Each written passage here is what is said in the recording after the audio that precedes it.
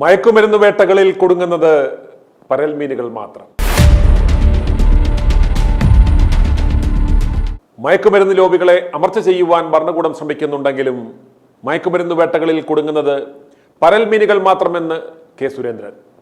ജന്മഭൂമി ദിനപത്രത്തിന്റെ 50ാം വാർഷികാഘോഷങ്ങളുടെ ഭാഗമായി കഴിഞ്ഞ ദിവസം തിരുവനന്തപുരം മാനവീയം വേദിയിൽ സംഘടിപ്പിച്ച ലഹരിവിരുദ്ധ സെമിനാറിൽ സംസാരിക്കുകയായിരുന്നു അദ്ദേഹം. തുടർന്ന് ലഹരിവിരുദ്ധ പ്രതിജ്ഞയും നടന്നു. ഹൈദരാബാദിലേക്കും ബാംഗ്ലൂരിലേക്കും ഒക്കെ നമ്മളെ കുട്ടികളെ ഉന്നത വിദ്യാഭ്യാസത്തിന് അയക്കുമ്പോൾ, അവിടെയൊക്കെ ഹോസ്റ്റലിൽ പോയിട്ട് പഠിക്കാൻ അയക്കുമ്പോൾ എല്ലാ രക്ഷിതാക്കൾക്കും ഒരു ആശങ്ക ഉണ്ടായിരുന്നു. ഇന്ന് അതേ ആശങ്കയാണ് തൊട്ടടുത്ത ഒരു അപ്പർ പ്രൈമറി സ്കൂളിലേക്ക് അല്ലെങ്കിൽ ഒരു ഹൈസ്കൂളിലേക്ക് നമ്മളെ കുട്ടികളെ അയക്കുമ്പോൾ നമ്മുടെ രക്ഷിതാക്കൾക്ക് ഉണ്ടാവുന്നത്. അതിന് കാരണം ഇതുപോലത്തെ സംഭവങ്ങളാണ്. കേരളത്തിൽ നമ്മൾ ഒരിക്കലും പ്രതീക്ഷിക്കാത്ത സംഭവങ്ങളാണ് ഉണ്ടാവുന്നത്. ഇതിനെല്ലാം കാരണം എന്താണെന്ന് അന്വേഷിച്ചു പോകുമ്പോൾ വ്യാപകമായ തോതിലുള്ള മയക്കുമരുന്ന് വ്യാപനമാണ്.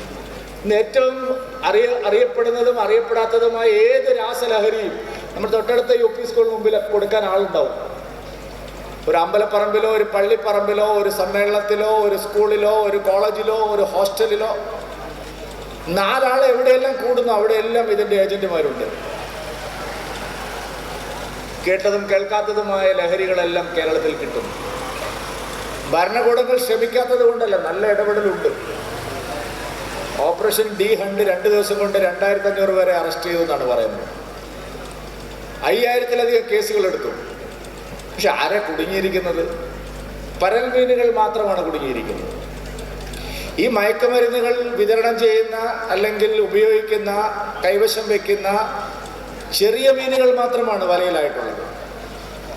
ഇതിൻ്റെ യഥാർത്ഥത്തിൽ ഗുണം കൈയാളുന്നത് ആരാണ്? അവരാരും നിയമത്തിന് മുമ്പിൽ വന്നിട്ടില്ല. ഇതാര് കൊടുത്തയക്കുന്നു? ഇത് ഹോൾസെയിൽ ഡീലർ ആരാണ്? ഇത്രയും വലിയൊരു നെറ്റ്വർക്കിനെ ആരാണ് ഏകോപിപ്പിക്കുന്നത്? ഈ കാരിയേഴ്സിന് ആരാണ് ഇത് എത്തിച്ചു കൊടുക്കുന്നത്? പോലീസ് പിടിച്ചാലും അപ്പുറത്തെ കണ്ണിയെ പിടിക്കാൻ കഴിയില്ല. അത്ര വലിയ ഒരു നെറ്റ്വർക്കാണ് ഇതിനുള്ളത്. ഇതിന് അന്തർദേശീയ തലത്തിൽ മാനങ്ങളുണ്ട്.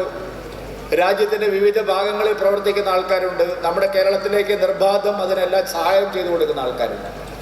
ഇപ്പം അന്തർദേശീയ മാനങ്ങൾ എന്ന് പറയുമ്പോൾ ഞാൻ നാർക്കോട്ടിക് ജിഹാദ് എന്നുള്ള പദം ഉപയോഗിക്കുന്നില്ല, അത് നേരത്തെ വിവാദമായതുകൊണ്ട്. പക്ഷെ ഐക്യരാഷ്ട്രസഭയിലടക്കം നാർക്കോട്ടിക് ടെററിസം എന്നുള്ള ടേം വളരെ വളരെ ശക്തമായിട്ട് നിൽക്കുന്നുണ്ട്. പല ചർച്ചകളും അതിൻ്റെ പേരിൽ UN തന്നെ നടത്തിയിട്ടുണ്ട്. പല രാജ്യങ്ങളും ഇതിനെതിരായിട്ടുള്ള സമ്മിറ്റുകൾ നടത്തിയിട്ടുണ്ട്. അപ്പൊ അത്രയും ശക്തമായിട്ടുള്ള ലോബികൾ ഇതിന് പിന്നിലുണ്ട്. ഇതിന്റെ പണം മുഴുവൻ പോകുന്നത് പലതും അത്തരം ശക്തികളിലേക്കാണ്. അവരിലേക്കൊന്നും അന്വേഷണം പോകാൻ കഴിയുന്ന തരത്തിലുള്ള ഒരു നടപടിയും ഉണ്ടാവുന്നില്ല.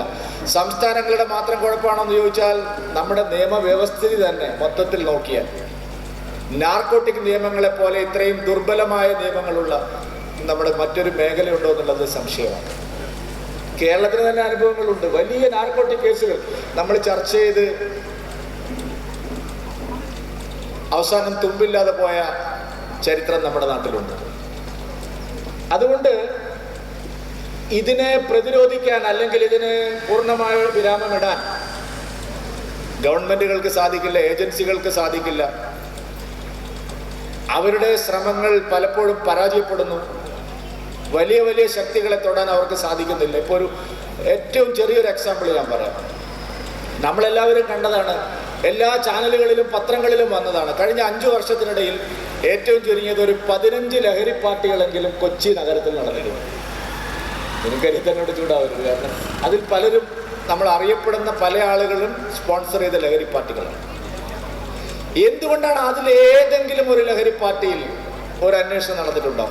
ഒരാളെങ്കിലും അറസ്റ്റ് ചെയ്തിട്ടുണ്ടോ? ലഹരി പാർട്ടികൾ നടക്കാത്തത് കൊണ്ടല്ലല്ലോ. ഈ അടുത്ത കാലത്ത് കളമശ്ശേരിയിൽ ഒരു പോളിടെക്നിക്കിൽ ഒരു കഞ്ചാവ് വേട്ട നടന്നു.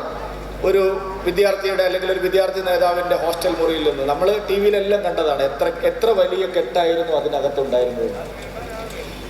3-4 ബണ്ടിൽ വലിയ കെട്ടാണ് നമ്മൾ TV യിൽ കണ്ടത്. ചിത്രങ്ങളും ദൃശ്യങ്ങളും അതാണ് കാണിക്കുന്നത്. പക്ഷെ പോലീസിലെത്തിയപ്പോൾ ഒരു 0 കുറഞ്ഞു ഗ്രാമിൻ്റെ. അയാൾക്ക് അപ്പം തന്നെ ജാമ്യം കിട്ടി. ഇതുപോലെ പ്രധാനപ്പെട്ട വ്യക്തികൾ ഇടപെടുന്ന കേസുകളിൽ ഒരു തരത്തിലുള്ള നടപടി ഉണ്ടാവുന്നില്ല, അല്ലെങ്കിൽ ശിക്ഷകൾ കിട്ടാനുള്ള ഒരു സാധ്യതയുമില്ല. പക്ഷെ കോളേജുകളിലെ അധ്യാപകർ എനിക്ക് ഓണക്കൂർ സാറൊക്കെ ഇരിക്കുമ്പോൾ പറയാൻ വിഷമമുണ്ട്. ആ പ്രധാന അധ്യാപകൻ്റെ, കളമശ്ശേരിയിലെ പോളിടെക്നിക്കിലെ പ്രധാന അധ്യാപകൻ്റെ ബൈറ്റ് നമ്മൾ എല്ലാവരും കണ്ടതാണ്.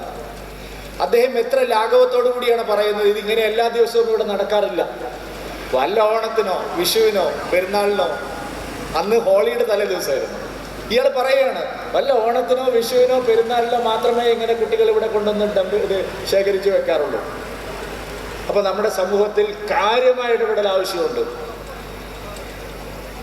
ഇത് ഒരു ചെറിയ കളിയല്ല. ഇതിന് നല്ല മറുമരുന്നുണ്ടായാലേ ഇതിനെ ഫലപ്രദമായി നേരിടാൻ കഴിയും. കേരളത്തെ സംബന്ധിച്ചിടത്തോളം പഞ്ചാബിൻ്റെ അനുഭവം നമ്മുടെ മുമ്പിലുണ്ട്. ഈ അടുത്ത കാലത്ത് ഒരു പഞ്ചാബിലെ ഒരു മുഖ്യമന്ത്രി ഒരു വിദേശയാത്ര നടത്തിയതിൻ്റെ ദൃശ്യങ്ങൾ നിങ്ങൾ കണ്ടിട്ടുണ്ട്. ഏതൊരു ചീഫ് മിനിസ്റ്റർ അദ്ദേഹം വിദേശയാത്ര നടത്തിയിട്ട് അദ്ദേഹം അവിടുന്ന് ആ വിമാനത്താവളത്തിൽ അദ്ദേഹത്തിന് ഇറക്കുന്ന വീഡിയോ ദൃശ്യങ്ങൾ വന്നിട്ടുണ്ട്. ലാഘവത്തോടു കൂടി ഇത്തരം കാര്യങ്ങൾ കൈകാര്യം ചെയ്തതിൻ്റെ ഫലമാണ് പഞ്ചാബിന് സംഭവിച്ചത്. കേരളവും ഒരു വലിയ ഭീഷണിക്ക് മുമ്പിലാണ് നിൽക്കുന്നത്. ആർക്കും ഇതിന് ഒരു എന്താണ് മാർഗം എന്നുള്ളതിനെ സംബന്ധിച്ചൊരു എത്തും പിടിയുമില്ല. രാഷ്ട്രീയ പാർട്ടികൾ അവരുടെ മദ്യനയം മുതൽ ഇങ്ങോട്ട് നോക്കിയാൽ എന്താണ് അവർ ഭരണത്തിൽ വരുമ്പോൾ ചെയ്തുകൊണ്ടിരിക്കുന്നത് എന്നുള്ളത് നമ്മളെല്ലാവരും കണ്ടിട്ടുള്ളതാണ്. ഇന്നിപ്പോൾ അതിനെ കടന്ന് കേരളം പോവുകയാണ്.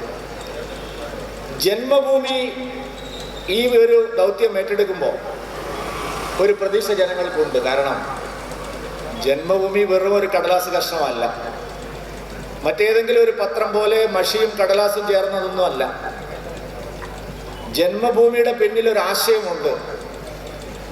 ആ ആശയം എന്ന് പറയുന്നത് ഇതിനെ നേരിടണമെങ്കിൽ, ഈ മഹാമാരിയെ, ഈ മഹാവിപത്തിനെ നേരിടണമെങ്കിൽ വെറും പദയാത്രകൾ കൊണ്ടോ പ്രസ്താവനകൾ കൊണ്ടോ പ്രസംഗങ്ങൾ കൊണ്ടോ ഇത് സാധിക്കില്ല. ഇതിനെ നമ്മൾ ശരിയായി ചെറുക്കണമെങ്കിൽ നമ്മൾ കുടുംബങ്ങളിൽ ഓരോരുത്തരുടെയും ഹൃദയങ്ങളിൽ അതിന് പരിവർത്തനം ഉണ്ടാവണം. നോക്കൂ, ഈ അടുത്ത കാലത്ത് എക്സൈസ് ഡിപ്പാർട്ട്മെൻറ്റ് നടത്തിയ ഒരു പഠനത്തിൽ കുറേ സാമ്പിളുകൾ അവർ ചൂണ്ടിക്കാണിക്കുന്നുണ്ട്. അതായത് മയക്കുമരുന്നിന് അടിമകളായിട്ടുള്ള കുട്ടികൾ, രോഗികളായിട്ടുള്ള ആൾക്കാർ, കൗൺസിലിങ്ങിന് വിധേയമായിട്ടുള്ളവർ, തുടർ ചികിത്സയ്ക്ക് വിധേയമായിട്ടുള്ള ആൾക്കാർ, അങ്ങനെ കുറേ സാമ്പിളുകൾ അവർ അവതരിപ്പിച്ചിട്ടുണ്ട്. ഞെട്ടിപ്പിക്കുന്ന ഒരു വസ്തുത, ആ സാമ്പിളുകളിലെല്ലാം തന്നെ പുരുഷ സ്ത്രീ അനുപാതം നോക്കുമ്പോൾ ഒരു 40% സ്ത്രീകളാണ്, പെൺകുട്ടികളാണ്. അതായത് മയക്കുമരുന്ന് ഉപയോഗിക്കുന്നവർ, അത് കൈവശം വയ്ക്കുന്നവർ, അത് വിതരണം ചെയ്യുന്നവർ, അതിൻ്റെ പേരിൽ രോഗികളായിട്ടുള്ളവർ, നിരന്തര ചികിത്സ തേടുന്നവർ, കൗൺസിലിങ്ങിന് വിധേയമാവുന്നു, 40% പെൺകുട്ടികളാണ്. അപ്പോൾ ഇതൊരു ചെറിയ കളിയല്ല. അതിനർത്ഥം ഗൗരവമായ ഇടപെടൽ വേണ്ടി വരും. സമൂഹം ഒന്നടങ്കം, രാഷ്ട്രീയ പാർട്ടികളും മതസംഘടനകളും സാംസ്കാരിക നായകന്മാരും ചലച്ചിത്രകാരന്മാരും, അങ്ങനെ ജനങ്ങളെ സ്വാധീനിക്കാൻ കഴിയുന്നവരെല്ലാവരും ചേർന്ന് ഒരു ഗൗരവതരമായ ഇടപെടൽ വേണ്ടി വരും. അപ്പോഴേ ഇതിന് പരിഹാരമാവുള്ളൂ. അപ്പോൾ ജന്മഭൂമിക്ക് ഒരു ഗുണമുണ്ട്. കഴിഞ്ഞ 50 വർഷവും ജന്മഭൂമി പലതരത്തിലുള്ള ഇടപെടലുകൾ സമൂഹത്തിൽ നടത്തിയിട്ടുണ്ട്. അനീതിക്കെതിരെ, അനാചാരത്തിനെതിരെ, സാമൂഹ്യ തിന്മകൾക്കെതിരെ. അത് ജന്മഭൂമി പലപ്പോഴും ഒറ്റയ്ക്കാണ് നടത്തിയിട്ടുള്ളത്. പലരും, ബാക്കിയുള്ളവരെല്ലാം ഒരു വശത്ത് നിൽക്കുമ്പോഴും ജന്മഭൂമി അത്തരം നിലപാടുകളിൽ ഉറച്ചു നിന്ന് പോരാട്ടം നടത്തിയിട്ടുണ്ട്. അതിന് കാരണം ജന്മഭൂമി ഒറ്റപ്പെട്ട് നിൽക്കുന്നത് അതിൻ്റെ ഒരു ഹിമാലയം ഒറ്റപ്പെട്ട് നിൽക്കുന്നത് പോലെയാണ്. അതിന് പിന്നിൽ ഒരു ആശയമുണ്ട്. ആ ആശയം മനുഷ്യന്റെ മനസ്സിൽ പരിവർത്തനം വരുത്തി, കുടുംബങ്ങളിൽ മാറ്റം വരുത്തി, സാമൂഹ്യ പരിവർത്തനം ഉണ്ടാക്കുക എന്നുള്ളൊരു ആശയമാണ്. ഒരു 100 കൊല്ലമായിട്ട് ആ ആശയം ഈ രാജ്യത്ത് പ്രവർത്തിക്കുന്നുണ്ട്. ഇന്ന് അതിൻ്റെ പ്രസക്തി വർദ്ധിച്ചു വന്നുകൊണ്ടേയിരിക്കുകയാണ്. ഈ വിപത്തിനെ ശാശ്വതമായി നേരിടാൻ സാമൂഹ്യമായ ഒരു അവബോധം കേവലം ചടങ്ങുകളിലൂടെ ഉണ്ടാക്കുകയല്ല, നിരന്തരമായ പ്രവർത്തനത്തിലൂടെ, എന്നും അതിനു വേണ്ടിയിട്ടുള്ള പ്രവർത്തനത്തിലൂടെ ഒരു ഇടപെടൽ ആവശ്യമുണ്ട്. വൈകിയ വേളയിൽ ഞാൻ ദീർഘമായി സംസാരിക്കുന്നില്ല. ഫലപ്രദമായ ഒരു ഇടപെടലാണ് ജന്മഭൂമി പ്രതീക്ഷിക്കുന്നതെന്നാണ് ഞാൻ മനസ്സിലാക്കുന്നത്. ഇന്നത്തെ സാഹചര്യത്തിൽ ജന്മഭൂമിക്ക് അതിന് സാധിക്കും. ജന്മഭൂമിയുടെ പിന്നിൽ ഉറച്ചു നിൽക്കുന്ന ഈ ആശയത്തിൻ്റെ ചിന്താഗതിക്കാർക്ക് വലിയ മാറ്റങ്ങൾ കേരളത്തിൽ ഉണ്ടാക്കിയെടുക്കാൻ കഴിയും.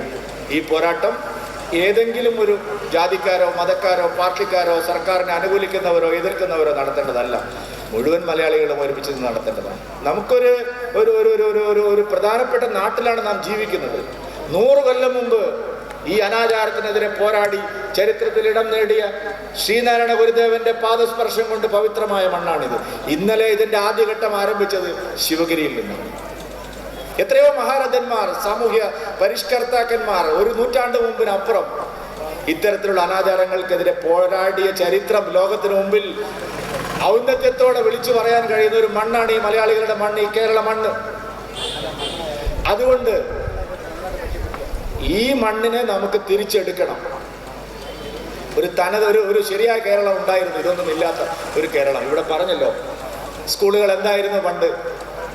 എല്ലാ സ്കൂളുകളിലും സാഹിത്യ സമാജങ്ങൾ ഉണ്ടായിരുന്നു. എല്ലാ സ്കൂളുകൾക്കും നാട്ടിലെ ഏത് ഗ്രൗണ്ടും അവരുടെ കളിക്കളമായിരുന്നു. സാമൂഹ്യമായ ഇടപെടൽ ഉണ്ടായിരുന്നു. ഒരുമിച്ച് പഠിക്കുന്നുണ്ട്. ഇന്ന് എല്ലാവരും അവനവനിലേക്ക് മാത്രമായിട്ട് ചുരുങ്ങി. ഒരു കളിക്കളം മുഴുവൻ നികത്തി കെട്ടിടങ്ങൾ ഉയർന്നു. സാഹിത്യ സമാജങ്ങളില്ല. ഇന്റർനെറ്റ് ഗെയിമുകൾ മാത്രമാണ് കുട്ടികളെ ആകർഷിക്കുന്നത്. അപ്പൊ അതിനെല്ലാം ഉള്ള പരിഹാരം ആവശ്യമുണ്ട്. ആ പരിഹാരത്തിന് വേണ്ടിയായിരിക്കണം നമ്മുടെ ഇടപെടൽ. ദീർഘകാലത്തേക്കുള്ള കേരളത്തെ വീണ്ടെടുക്കാനുള്ള, കേരളത്തെ രക്ഷപ്പെടുത്താനുള്ള, ഭാവി തലമുറയെ നേരായ വഴിയിലേക്ക് നയിക്കാനുള്ള ഒരു വലിയ ദൗത്യമാണ്. 1-2 ദിവസത്തെ പരിപാടികളിലൂടെ ആണെങ്കിലും ഈ 2 ദിവസത്തെ പരിപാടിയെ മാത്രമായിട്ട് കാണുമ്പോഴും നാം അതിന് തുടക്കമിടുന്നത്. വരും ദിവസങ്ങളിൽ അത് കൂടുതൽ കരുത്താർജിച്ച് മുന്നോട്ട് പോകണം. ലഹരി വിരുദ്ധ പ്രതിജ്ഞ എല്ലാവരും കൈ മുന്നോട്ട് വെച്ച് ഈ പ്രതിജ്ഞ ഏറ്റുചൊല്ലണം എന്ന് അഭ്യർത്ഥിക്കുകയാണ്. മാനവരാശിയെ തകർക്കുന്ന മാരക വിപത്താണ് മയക്കുമരുന്ന് എന്ന യാഥാർത്ഥ്യം ഞാൻ തിരിച്ചറിയുന്നു. മദ്യം, മയക്കുമരുന്ന്, പുകയില, പാൻ മസാല തുടങ്ങിയ ലഹരി പദാർത്ഥങ്ങൾ വ്യക്തികളെയും കുടുംബങ്ങളെയും ആരോഗ്യപരമായും സാമ്പത്തികമായും സാമൂഹ്യമായും സാംസ്കാരികമായും നശിപ്പിക്കുന്ന സാമൂഹ്യ വിപത്താണെന്ന് ഞാൻ മനസ്സിലാക്കുന്നു. ഞാനും എൻ്റെ സമൂഹവും ലഹരിയിൽ വീഴാതിരിക്കാനുള്ള എല്ലാ ശ്രമങ്ങളും ഞാൻ നടത്തും. ജീവിതമാണ് ലഹരി എന്ന ആശയം എൻ്റെ ജീവിതത്തിൽ പകർത്തുന്നതിനൊപ്പം മറ്റുള്ളവരുടെ ജീവിതത്തിൽ ഈ ആശയം പകർത്തുന്നതിന് ഞാൻ പ്രയത്നിക്കുകയും ചെയ്യും. ലഹരിമുക്ത സമൂഹം പടുത്തുയർത്തുവാൻ എൻ്റെ എല്ലാ കഴിവുകളും വിനിയോഗിച്ച് പ്രവർത്തിക്കുമെന്നും ഞാൻ ഇതിനാൽ പ്രതിജ്ഞ ചെയ്യുന്നു. i2i News, an eye for truth. i2i News subscribe ചെയ്തിട്ടില്ലാത്തവർ ഇപ്പോൾ തന്നെ സബ്സ്ക്രൈബ് ചെയ്യുക. നോട്ടിഫിക്കേഷൻ ലഭിക്കുവാൻ ബെൽ ബട്ടണും അമർത്തുക.